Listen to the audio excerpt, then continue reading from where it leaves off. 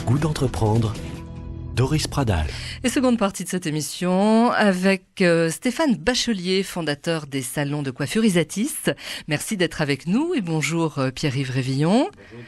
Un de nos référents éthiques sur Radio Présence. Pierre-Yves, première question à notre invité.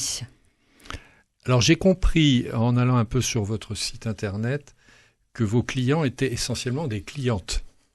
Est-ce que je me trompe ? Oui, effectivement, nous avons 75% de nos clients sont des clientes. D'accord. Et votre concept, j'ai regardé un peu les mots que vous utilisiez. Vous parlez de beauté globale. Alors j'ai compris que le lien, la coiffure, l'esthétique, etc., c'est une prise en compte. Et alors vous proposez, ça m'a un peu surpris, vous proposez à vos clients, à vos clientes, que vous considérez comme uniques, un diagnostic oui. Pour faire un devis. Alors ça m'a beaucoup Comme sur une voiture en fait. Oh, c'est horrible.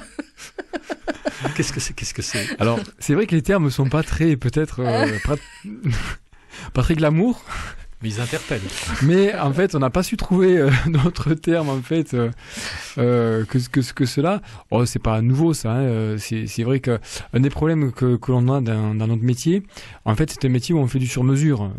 Chaque tête est différente. La matière cheveux est une matière vraiment particulière. Donc on peut pas faire des tarifs à chaque personne, donc on n'aurait pas assez de la vitrine pour les afficher. Donc en fait, on doit avoir des tarifs assez médians, mais derrière, en fait, il y a quand même une obligation du professionnel. C'est un métier quand même qui est très professionnel. La coiffure, il faut jamais l'oublier, très technique, très intellectuel, contrairement là aussi à ce que beaucoup pensent. Hein. Et même pour faire une coupe, croyez-moi, il faut bien réfléchir avant. Et donc, en fait, on a obligation quand même de toucher le cheveu, d'identifier en fait la problématique que l'on va avoir au niveau du cheveu, de voir ce qui est faisable ou pas faisable, parce qu'il y a aussi des choses qui sont pas faisables. Hein. Il n'y a pas de magie non plus dans la coiffure, hein. Donc il faut faire très attention et que ça corresponde vraiment à l'attente de la cliente ou du client. Et ensuite, il y a l'information prix qui doit être la plus précise possible, puisque, comme je le disais en introduction de cette phrase, une des difficultés, c'est un des reproches des consommatrices, c'est de savoir jamais quel prix on va payer à la sortie chez le coiffeur. Voilà. Et donc on essaie en fait dans notre concept d'être le plus lisible possible par rapport à ça, et que la cliente peut déjà se projeter sur un prix rien qu'en regardant les prix de vitrine, et derrière en ayant vraiment un prix et un devis chiffré précis sur lequel le professionnel et la cliente s'engagent. Pierre-Yves. Alors, aller chez le coiffeur, j'ai compris aussi que c'était pas purement utilitaire. Vos clients surtout pas prendre le temps de se faire plaisir dans un espace propice à la détente et au lâcher-prise. On va beaucoup plus loin, là. Ça vous fait rêver, ça. Qu'est-ce que c'est le lâcher-prise de chez le coiffeur ? Le lâcher-prise, en fait, c'est d'aller chez le coiffeur. Alors, il y a plusieurs motivations pour aller chez le coiffeur. Il y a évidemment une des premières motivations, c'est le côté hygiénique, pour avoir une coupe, être dans la vie sociale, voilà, être présentable, disons-le comme ça. Et puis il y a une notion de plaisir aussi. D'ailleurs, heureusement qu'il y a une notion de plaisir pour nous, parce que si on se contentait que de couper du cheveu, ça serait compliqué. Donc on doit aussi apporter un moment de détente, un moment où la cliente en fait, ou le client, hein, j'insiste, puisse en fait s'abandonner au bras d'un professionnel, et qu'elle soit en fait dans un moment en fait propice où elle va elle va être elle va faire confiance. Ouais, c'est ça en confiance, ouais. C'est ça. Donc c'est ça le lâcher prise. Oui, c'est ça, parce que si elle n'est pas en confiance dans la relation avec le coiffeur, il y a un truc qui va pas fonctionner. Donc c'est une relation. Il y a vraiment. C'est l'humain en fait. Dans une important. relation entre un coiffeur et une cliente, il y a vraiment une relation qui s'instaure et qui, dans certains cas, d'ailleurs, est très forte. Hein. On peut pas imaginer des fois des relations qui sont. Regardez François Hollande par exemple et son coiffeur. Ils avaient une relation très très forte. Pardon. Pierre-Yves, une autre question. Vous allez encore plus loin après. Vous proposez un modèle, une égérie. Oui. en la personne d'une comédienne. Oui. Qui vient, alors ça m'a surpris. Alors je ne sais pas si toutes les femmes peuvent se reconnaître là-dedans. Montrer qu'on peut être femme active, mère de 4 enfants et trouver le temps de prendre soin de soi. C'est un sacré modèle, ça. La barre est haute. C'est pour ça qu'on l'a choisi. C'est parce qu'en fait, alors vous parlez de Jennifer Loré, qui est une comédienne notamment de séries à succès sur TF1.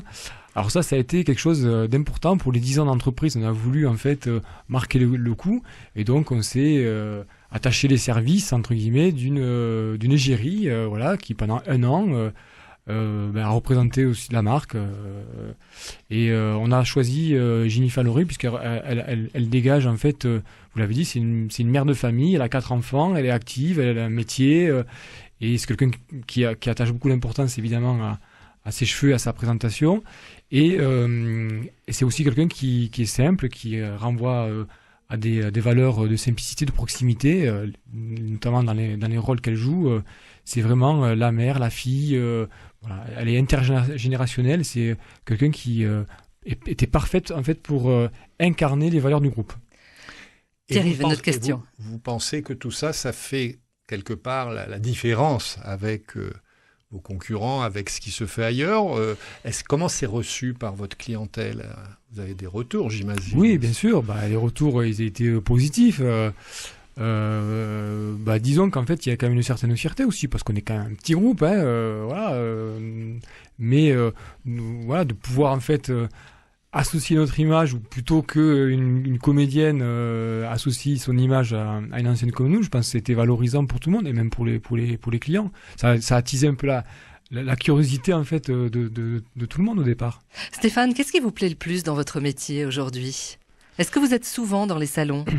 Non, moi je suis pas souvent dans les salons. J'y passe. J'ai besoin d'y être parce que en fait, je me suis rapidement senti comme un poisson dans l'eau. En fait, on peut pas faire quand même ce métier si réellement on n'a pas l'empathie avec les coiffeurs. Et je suis pas coiffeur, mais jamais personne dans mon groupe ne m'a fait ressentir que c'était un problème. Parce qu'en fait, je me suis toujours mis en fait en empathie avec eux, en phase avec eux, et je respecte ce qu'ils font. Et je suis même admiratif de ce qu'ils font, parce que c'est un métier vraiment, quand il suffit de l'observer de près pour le dire, que c'est un métier quand même qui est très difficile, qui demande beaucoup d'énergie, beaucoup de compétences. Et moi, je pense que ce qui fait, c'est la relation que j'ai instaurée aussi avec tous mes collaborateurs. Je suis vraiment attaché à mes collaborateurs, à ce qu'on fait. On est dans une aventure commune. Les valeurs humaines sont fondamentales. J'aurais pas pu tenir s'il n'y avait pas eu ça, en fait. Pierre-Yves. Alors justement, on a parlé des clients tout à l'heure. Maintenant, parlons effectivement de vos collaborateurs. Vous venez de dire pas mal de choses sur ce métier et ses difficultés, mais comment vous les choisissez? C'est quoi vos critères? Est-ce que c'est facile d'abord de trouver ces collaborateurs? Oui, de recruter. Non, c'est pas facile, non, ça c'est sûr que... on a des processus de recrutement, évidemment. Moi, j'essaie à mon niveau d'appréhender la dimension humaine de la personne, mais je ne peux pas évidemment être dans l'analyse purement professionnelle. Donc du coup, ce sont des collaborateurs à moi qui viennent en fait à mener l'expertise par rapport à ça. Pour le côté technique. Pour le côté technique, et évidemment. Moi, dans mon passé, j'ai quand même travaillé. J'ai travaillé dans les ressources humaines aussi. Donc j'ai beaucoup appris notamment la partie recrutement, mais également aussi plus généralement dans tout ce qui était gestion des ressources humaines. Donc voilà, on a des méthodes, un processus qui permet en fait d'essayer de cibler les collaborateurs dont on pense qu'ils vont pouvoir s'intégrer et dans l'équipe dans laquelle ils vont être et dans les valeurs du groupe. Mais bon, des fois, ça marche pas. Est-ce que c'est un métier qui recrute beaucoup et qui est à flux tendu? Oui, on a besoin c'est un métier qui recrute beaucoup, qui est vraiment, vous le dites, à flux tendu. Je pense qu'il y aurait un grand sujet à aborder qui serait la formation.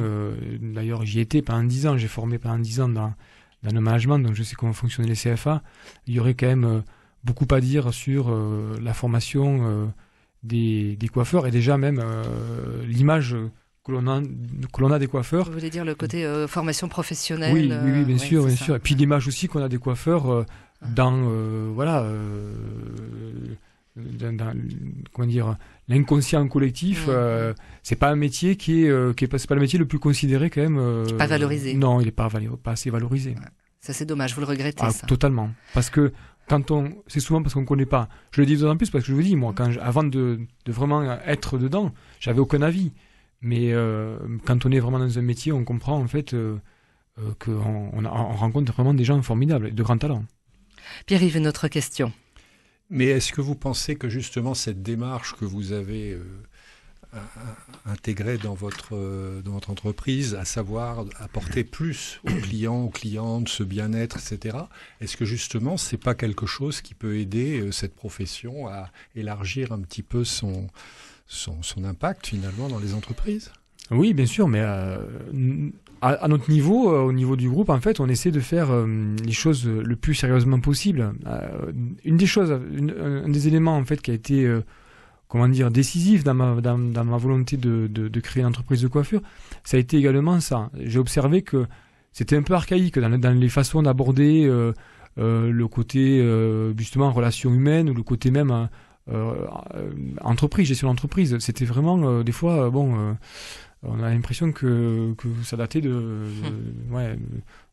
siècle dernier. Bon, enfin, maintenant c'est le cas maintenant. Maintenant c'est vraiment le cas, mais il y avait vraiment un côté un peu suranné dans tout ça. Ouais. Et moi de suite j'ai mis des méthodes en place modernes de gestion, d'approche, et ça quand même je vois que les collaborateurs avec qui je travaille, ils aiment beaucoup, ça les rassure, ils se sentent aussi valorisés, et forcément des collaborateurs qui sont bien, ça se ressent après dans le travail et au contact ensuite des clients. Et au point de vue organisation, j'ai vu que vous proposiez de se faire coiffer sans rendez-vous. Comment vous faites? Bon, ça c'est pas non plus novateur, mais en fait on est dans le concept, on est purement sans rendez-vous. Et comment on fait? On a des collaborateurs qui sont du coup performants et qui sont capables on est capable en fait d'absorber du monde quand il y en a, il arrive effectivement qu'il y ait des moments où l'attente où ça bouchonne et l'attente est un peu plus importante, mais bon c'est comme ça, et là c'est l'environnement de bien-être qui prend le relais alors. C'est surtout la psychologie du collaborateur qui est capable de calmer un client qui peut être énervé parce qu'il a trop attendu. Ça peut arriver. Merci beaucoup Stéphane Bachelier des salons de coiffure Isatis. Merci à vous Pierre-Yves Révillon. Vous souhaitez nous joindre, entreprendre@radioprésence.com. Merci beaucoup. Retrouvez cette émission sur décideurenrégion.fr/midi-pyrénées. Le goût d'entreprendre, une émission en partenariat avec la Caisse d'épargne, la Banque des entreprises et des professionnels de Midi-Pyrénées.